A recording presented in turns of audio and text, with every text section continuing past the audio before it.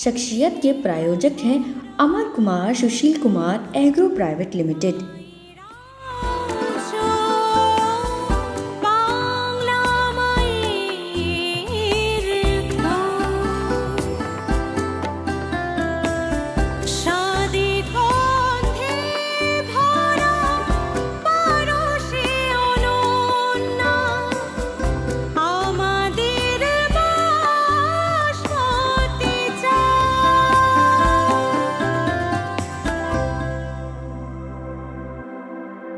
India's #1 basmati rice, Bingasa.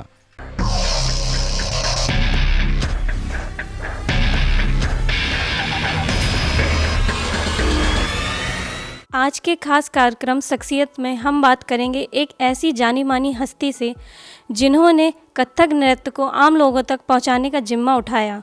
उन्होंने अपने कथक नृत्य से देश विदेश हर जगह अपनी पहचान बनाई। वैसे तो उन्हें कई सारे सम्मानों से नवाजा गया है, पर उन्हें भारत सरकार द्वारा सर्वोच्च सम्मान पद्म श्री से उन्हें सम्मानित किया गया है।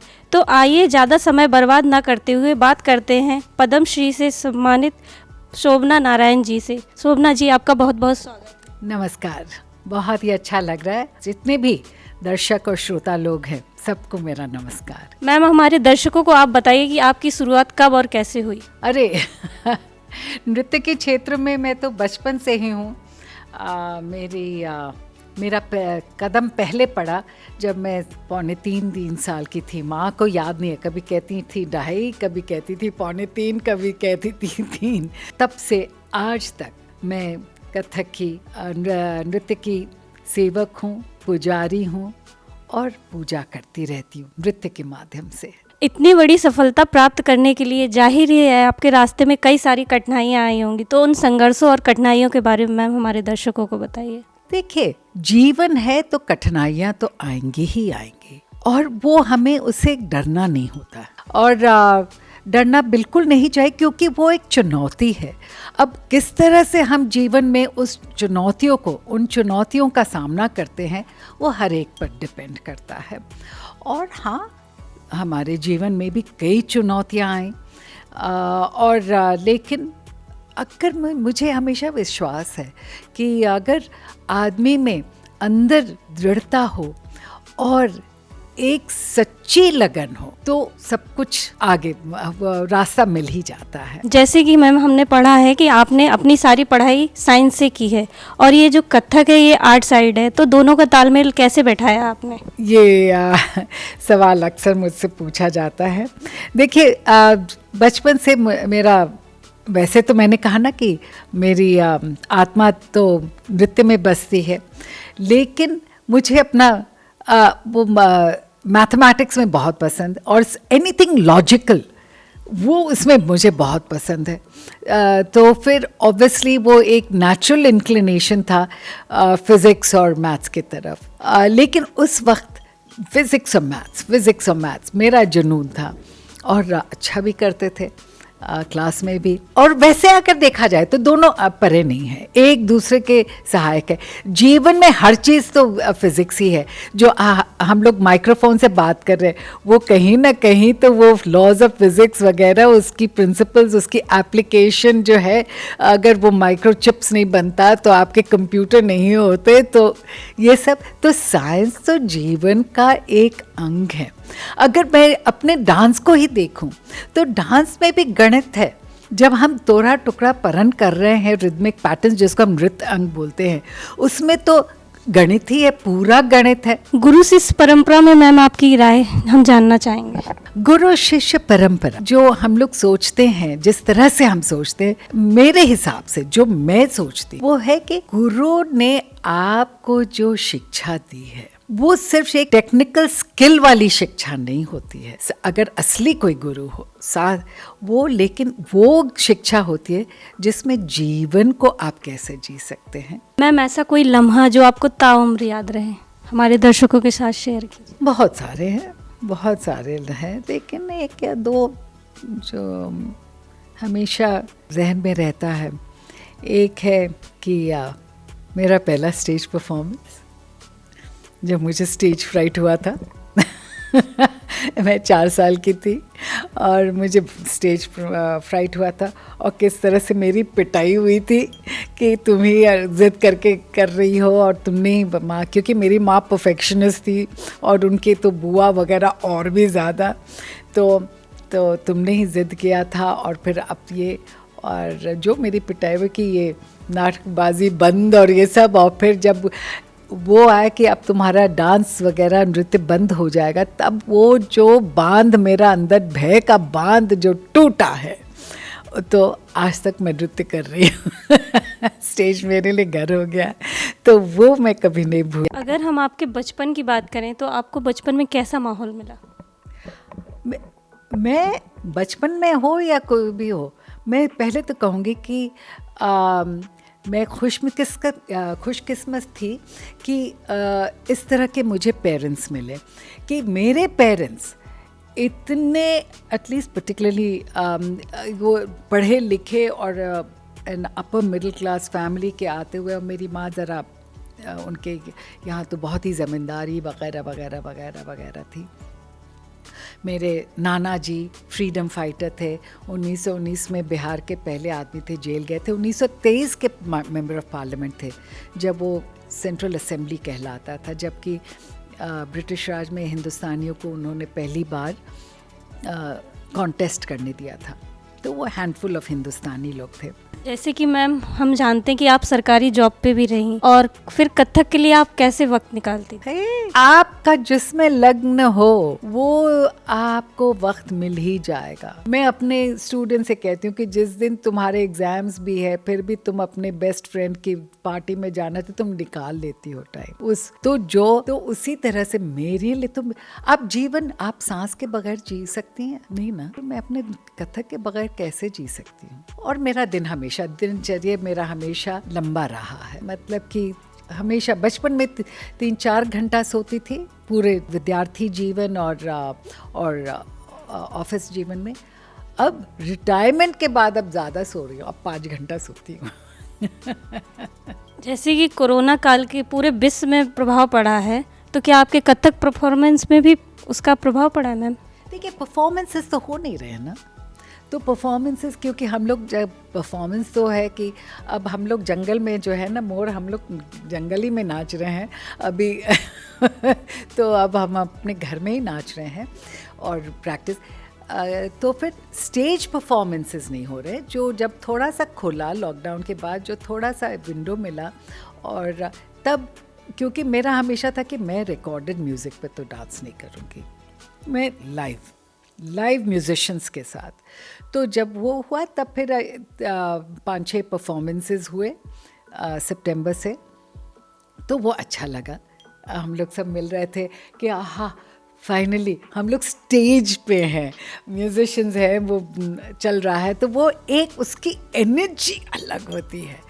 तो लेकिन हाँ, जो पहले मैं करती थी 6-7-8 परफॉर्मेंसेस हर महीने, अब वो तो नहीं हो पा रहा। इस उम्र में इतनी फिटनेस कैसे? ये फिटनेस तो देखिए, एक तो फिजिकल फिटनेस है और एक मेंटल फिटनेस होती है, और उसके साथ साथ स्पिरिचुअल फिटनेस भी आ जाती है, वही तो योग होता है। और मैं तो वही कर रही हूँ जो मुझे मेरा दिल कहता है और मेरी आत्मा जिसमें है, और वो है नृत्य, वो मेरी पूजा है। तो वो पूजा से मुझे अंदरूनी आनंद मिलती है, फिजिकल तो लाभ तो होता ही है। आपके बारे में कोई ऐसी बात जो आपने अभी तक किसी से शेयर ना की हो, हम लोगों को बताना चाहेंगे आप? मैंने तो सब कुछ शेयर कर दिया। मेरे पास कुछ है ही नहीं। इतने सारे अवार्ड पाकर आपको कैसा लगता है, और सबसे ज़्यादा कौन सा अवार्ड पाकर आपको सबसे ज़्यादा खुशी हुई? देखिए, अवार्ड्स जब मिलता है तो खुशी होती है कि लोगों ने आपके काम को सराहा, आपके काम को एक तवज्जो दी है और एक रिकग्निशन दी है। लेकिन इससे अपनी मेहनत तो अपनी मेहनत है, अपनी यात्रा, अपनी साधना तो अपनी ही होती है, वो तो चलती जा रही है, वो निरंतर चलती जा रही है। और सबसे ज़्यादा खुशी, हर एक चीज़ में खुशी है। जब यहाँ मैं जब देखती हूँ कि ये फूल खिला, मैं कहती अरे कितना खूबसूरत, देखो देखो, मैं सबको बोला देखो देखो, कल तक तो ये नहीं था, आज जी गया, ये देखो ये मर रहा था। तो फिर हर चीज़ में खुशी मिल जाती है। जीवन में अभी भी कुछ करना बाकी रह गया, ऐसा कुछ कभी लगा आपको, या लगता है कि आगे ये भी करना है? मैं उस तरह से वो ध्येय करके ये मुझे अचीव करना, ये करना है, ये करना है, तो ये करना है, तो ये नो, मेरी निरंतर वो ये मेरी पूजा है, और पूजा तो चलती रहेगी। और हाँ, प्रयास तो ये है कि मेरा हमेशा जो निरंतर प्रयास रहता है कि अगर ये चीज़ नहीं ठीक हुई है तो क्यों नहीं ठीक हुई, इसको मैं किस तरह से ठीक करूँ, किस तरह से ठीक करूँ। आपकी खुद की डांस एकेडमी है मैम, उसके बारे में बताइए। हाँ, मैं सिखा रही हूँ। इनफैक्ट मैंने सिखाना शुरू किया था अर्ली 70s में, और वो भी इसलिए क्योंकि एक मेरी नेबर की वो जैनेंद्र कुमार जैन जो फेमस हिंदी राइटर थे, उनकी नतनी का ज़िद था कि मैं सीखूंगी आपसे। तो मैं उसको हमेशा कहती थी, भैया मैं तो यंग हूँ, मैं खुद ही अपना अभी परफॉर्मेंसेस और अपने चीज़ इसमें बिज़ी हूँ, मैं अभी टीचर वीचर नहीं बन। तो नहीं मुझे, और तब ऐसा हुआ कि हमारी शंभू महाराज जी का देहांत हो गया था, तो उनके फैमिली को सपोर्ट करने के लिए फिर मैंने शुरू किया था एकेडमी, और वो आज है, चल रहा है, बहुत ही अच्छा लग रहा है क्योंकि इतने डेडिकेटेड स्टूडेंट्स हैं। I am amazed. लोग कहते ना कि आज के ये है वो है फलाना ढिका, नो, जो ये स्टूडेंट्स हैं अगर आप उनको सड़क पे देखेंगे आप कहेंगे कि बड़े मॉडर्न स्टूडेंट्स हैं, क्योंकि उनकी पहनावा वैसे है। लेकिन कथक, अरे क्या उनका लगन है, क्या गहराई में वो जाने की कोशिश कर, वही जो आप बाहर देखेंगे तो आप कहेंगे मॉडर्न स्टूडेंट, क्या लगन और गहराई में वो जाते हैं, किस तरह से रोज़ आते हैं। अगर मैं क्लास मिस कर रही हूँ तो कहे कि नो प्रॉब्लम दीदी, हम लोग अपना कर रहे हैं, हम लोग अपना कर रहे हैं। तो आपके सबसे करीब कौन सी किताब है और क्यों? सब किताब अपने अपने तरह से। अरे किसी माँ से पूछे कि कौन सा बच्चा उसका ज़्यादा फेवरेट है तो कहे कि भाई वो दोनों ही, सभी, तो फिर मेरे लिए सभी। मैम, हमारी महिलाओं के लिए कोई संदेश देना चाहेंगी आप? मैं महिलाओं से सिर्फ कहूँगी कि महिलाओं में शक्ति है, जो शक्ति है वो शायद कम ही देखने के लिए, और वो अगर ठान कुछ ले तो वो पत्थर भी तोड़ दे। मैम, आप अपने गुरु के बारे में बताइए कि आपकी शुरुआत कैसे हुई, किस गुरु से आपने सबसे पहले बचपन में सीखना स्टार्ट किया? सबसे पहले मेरे 3 गुरु हैं। मैं जैसे आजकल बच्चे गुरु शॉपिंग करते हैं ना, तो मैं वो उसमें नहीं। मैंने क्या करते तो 3 हमारे गुरु, और बड़ी श्रद्धा के साथ उन लोगों का नाम लेती हूँ, उनको याद करती हूँ, उनको पूछती हूँ। मेरी सबसे पहले गुरु कलकत्ते में साधना बोस थी। वो उस ज़माने की बहुत ही फेमस डांस एक्ट्रेस थी, और वो जो हमारी ठुमरी गायिका हैं थी नैना देवी, उनकी बड़ी बहन। तो उन्होंने मेरे पैर पकड़ पकड़ के ता थे तत् सिखाया था, और पहला स्टेज पर भी वो ले कर आई थी। फिर जब मेरे पिताजी का तबादला बॉम्बे हुआ तो गुरु कुंदन लाल सिसोदिया, वो बहुत बाद में पता चला कि उनका वो टाइटल सिसोदिया है, तो गुरु कुंदन लाल सिसोदिया बहुत मेहनत के साथ, बहुत सच्चाई के साथ उन्होंने सिखाया और टेक्निकलिटीज़ पर ध्यान दिया। जब मैं दिल्ली आई, क्योंकि मेरे पिताजी का तबादला दिल्ली हुआ था, तब हमारे गुरु थे पंडित बिरजू महाराज जी, जिनसे मैंने 12-13 साल 1964 से लेकर के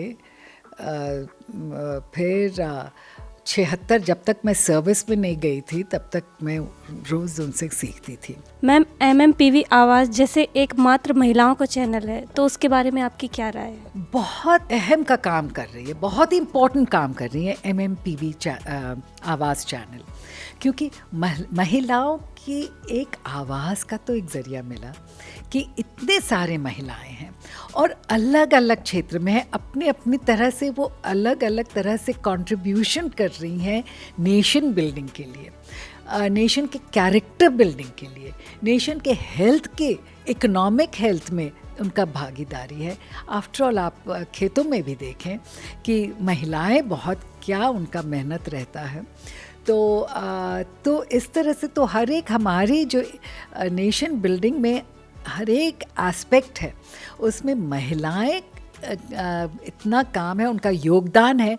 तो आप लोग अलग अलग क्षेत्र से महिलाओं को लेकर के आप उन पर उनका ये चैनल आप उनकी आवाज़ बन रहे हैं, एक माध्यम बन रहे हैं।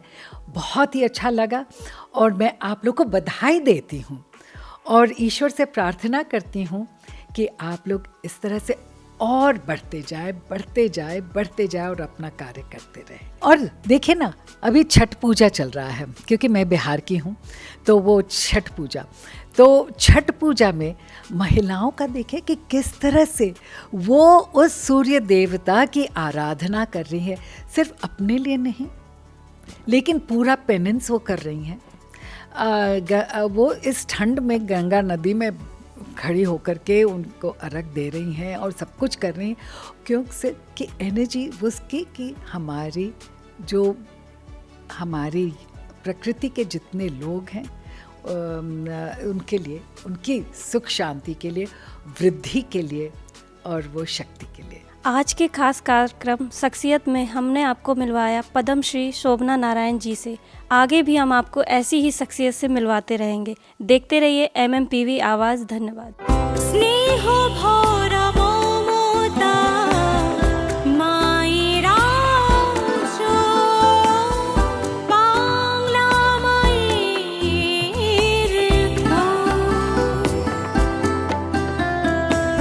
शादी গন্ধে ভরা পরশে অনন্যা আমাদের বাসতে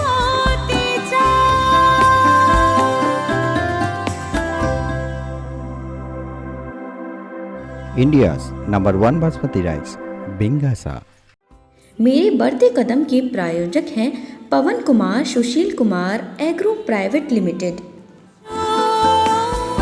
বাংলা মায়ের শাদি গন্ধে ভরা পরশে অনন্যা আমাদের বাসতে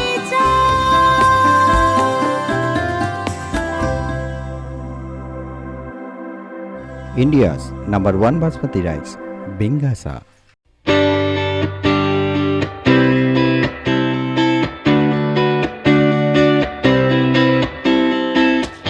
नमस्कार, मैं मानसी। स्वागत है आपका हमारे चैनल MMPV आवाज़ में। आज के इस खास कार्यक्रम मेरे बढ़ते कदम में हम आपको मिलवाने जा रहे हैं ऐसी जानी मानी फैशन डिज़ाइनर से जिन्होंने अपनी मेहनत के दम पर एक छोटे से बुटीक से की गई शुरुआत आज एक बड़ा ब्रांड बन चुका है। इनके द्वारा डिज़ाइन की गई कई सारी ड्रेसेस आज लोगों के बीच बहुत ही लोकप्रिय हो रही हैं। तो ज़्यादा समय ना बर्बाद करते हुए आपको मिलवाते हैं ऐसी जानी मानी फैशन डिज़ाइनर आसना चितकारा जी से और जानते हैं उनके ब्रांड के बारे में। मैम, आपका बहुत बहुत स्वागत है हमारे channel. Thank you so much. Ma'am, आप हमारे दर्शकों को ये बताइए कि आपकी शुरुआत कब और कैसे हुई? तो मैंने 2019 में ये स्टार्ट करा था थ्रू इंस्टाग्राम। तो ऑनलाइन मार्केट को मैंने बेसिकली टारगेट करा था बिकॉज एवरीवन नोज़ कि आजकल सब ऑनलाइन शॉपिंग ज़्यादा प्रेफर करते हैं। तो वहाँ से जब रिस्पांस अच्छा आया तो आफ्टर लॉकडाउन मैंने अपना स्टूडियो क्रिएट करा है। मैम, आप ये बताइए, जैसे आप कोई न्यू ड्रेस डिज़ाइन करते हैं तो आपके दिमाग में क्या कॉन्सेप्ट आते हैं?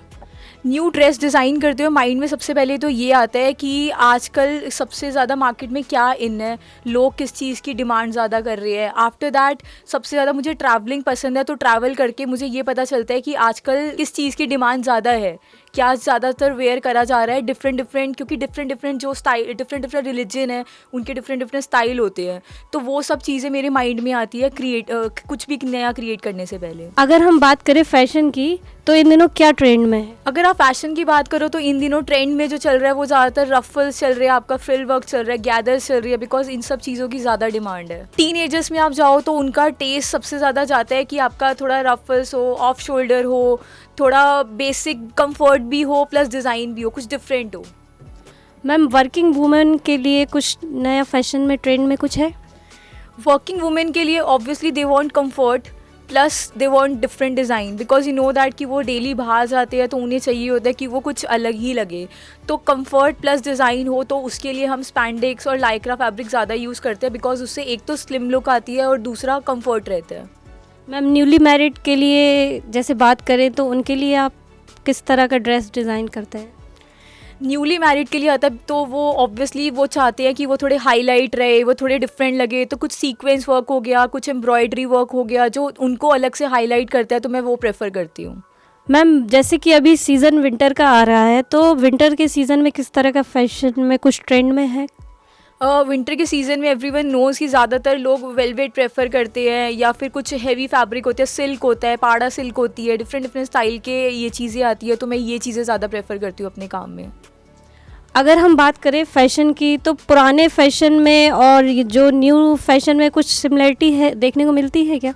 बिल्कुल मिलती है। अगर आप पुराने फैशन में जाओ तो आपको देखते थे कि आप पहले बेल बॉटम्स होते थे जो आज की डेट में भी ट्रेंड में है, आज की डेट में वो स्लीव्स में भी आ रहे हैं, वो बॉटम में भी आ रहे हैं।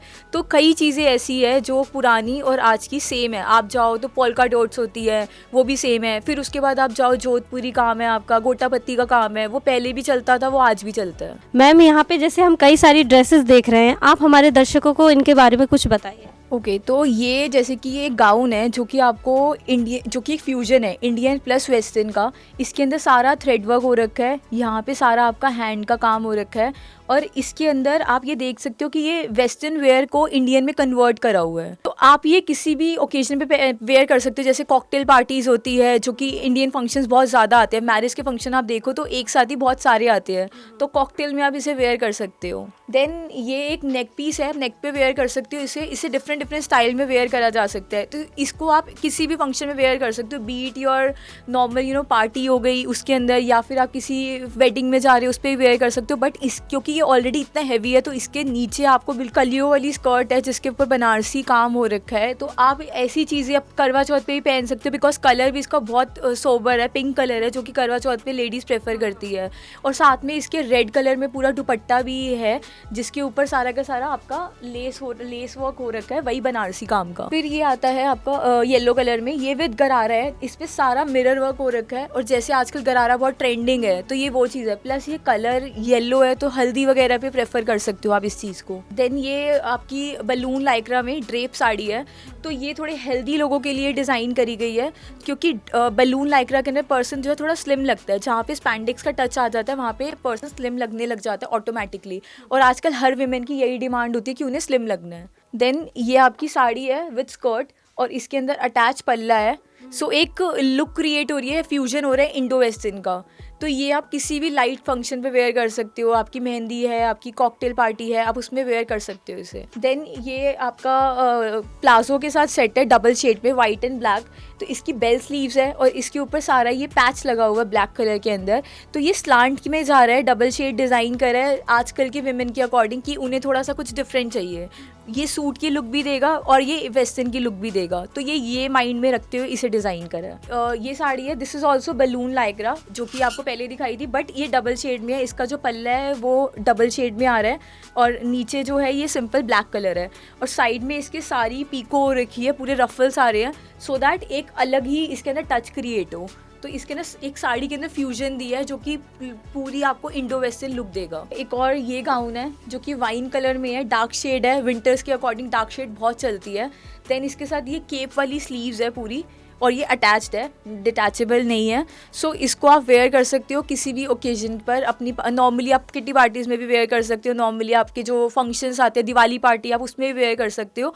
तो ये लाइट भी है और एक ये हैवी लुक भी देता है। देन ये ब्लाउज विथ साड़ी है, तो साड़ी वही same spandex fabric slim look देने के लिए, क्योंकि आजकल लोग वही प्रेफर कर रहे हैं। प्लस इसमें रफल्स है एंड पूरा का पूरा यहाँ पे भी पैच लगा हुआ है, यहाँ पे भी काम हुआ हुआ है। जैसे लोग पहले आपके वो लगाते थे, पिंस लगाते थे यहाँ पे अटैच करने के लिए पल्ला, तो इसके अंदर हमने ये चीज़ अटैच कर दी ऑलरेडी कि एक लुक क्रिएट हो जाएगी, थोड़ा हैवी लुक देगा, आपको ब्रॉच की नीड नहीं पड़ेगी। हमारे दर्शकों को अपने ड्रेसेस के प्राइस के बारे में बताइए। तो मेरी ड्रेसेस की जो भी रेंज है बहुत अफोर्डेबल है, तो ये एक मिडिल क्लास भी अफोर्ड कर सकता है और एक हाई क्लास भी अफोर्ड कर सकता है। तो मैंने दोनों सेगमेंट को माइंड में रखते हुए ही अपनी रेंज बनाई है। मेरे पास हर चीज़ का एक ऑल्टरनेटिव है कि अगर एक हाई क्लास आ रहा है तो उसके लिए ये फैब्रिक यूज़ हो सकता है सेम डिज़ाइन में, और एक मिडिल क्लास आ रहा है तो उसके लिए ये यूज़ हो सकता है, सो दैट दोनों सेगमेंट्स को मैं टारगेट कर सकूँ। मैम आप अपने फैब्रिक के बारे में बताइए, आप कौन कौन सा फैब्रिक अपनी ड्रेसेस में यूज़ करते हैं? फैब्रिक मेरे पास ऑलमोस्ट अच्छे सारे हैं कि एक जॉर्जेट जैसे होता है वो स्लिम लुक देता है, तो मैंने जॉर्जेट रखा हुआ है। देन स्पैंडिक्स टच के अंदर लाइक्रा फैब्रिक्स आते हैं, तो मेरे पास लाइक्रा फैब्रिक्स भी है। जैसे आजकल लोग कंफर्ट मांग रहे हैं अपनी पैंट्स वगैरह में, तो कॉटन लाइक्रा आता है, तो मैंने वो भी रखा हुआ है। अगर किसी को शाइन चाहिए, एक थोड़ा सा रॉयल टच चाहिए, तो सिल्क लाइक्रा भी मैंने रखा हुआ है। तो मेरे पास वो वाले सारे फैब्रिक है जिसके अंदर कंफर्ट भी है। मैम आप हमारे दर्शकों को अपने फैब्रिक के बारे में बताइए कि आप ड्रेस में कौन कौन सा फैब्रिक यूज़ करते हैं? मेरी ड्रेसेस में ज़्यादातर मैं वो फैब्रिक यूज़ करती हूँ जो एक थोड़ी सी लग्जरी की फ़ील देता है। जैसे आप ले लो बनारसी काम है, आजकल लोग प्रेफर कर रहे हैं सिल्क के सूट के साथ बनारसी दुपट्टा, तो मेरे पास मैं वो चीज़ें रखती हूँ। तो और कुछ सिल्वेट्स होते हैं जिसके अंदर जॉर्जेट नीडेड होता है, क्योंकि जॉर्जेट से एक स्लिम लुक आती है, प्लस उसका फॉल बहुत अच्छा होता है। तो कुछ गाउन्स हो गए, कुछ जहाँ पे फ्रिल्स देनी है, जहाँ थोड़ी रफल्स देनी है, जहाँ पे थोड़ी बेल स्लीव्स देनी है, तो मैं वहाँ प्रेफर करती हूँ जॉर्जेट यूज़ करना। फिर उसके बाद आपकी आती है एक पाड़ा सिल्क। तो पाड़ा सिल्क होती है वो एक थोड़ी सी लग्जरी टच में चली जाती है सिल्क, जैसे लोग सिल्क मांगते हैं तो लग्जरी टच आ जाता है वहाँ पे। देन आता है ऑर्गेन्जा। आजकल ऑर्गेन्जा के दुपट्टास बहुत इन है। मैम आप अपने फ्यूचर के बारे में बताइए कि फ्यूचर में आपका क्या प्लान है? फ्यूचर प्लानिंग यही है कि जैसे मैंने एक छोटे से नेम से स्टार्ट करा था इंस्टाग्राम से, मैंने अब अपना स्टूडियो क्रिएट करा है। अब यही नेम मुझे ग्लोबली लेकर जाना है, अपनी जो भी ब्रांचेस है पूरे ग्लोबली इंटरनेशनल मार्केट में लेके जानी है। तो ये थी हमारे साथ जानी मानी फैशन डिज़ाइनर आसना चितकारा। आगे भी हम आपको ऐसी ही खास शख्सियत से मिलवाते रहेंगे। देखते रहिए MMPV आवाज़। धन्यवाद।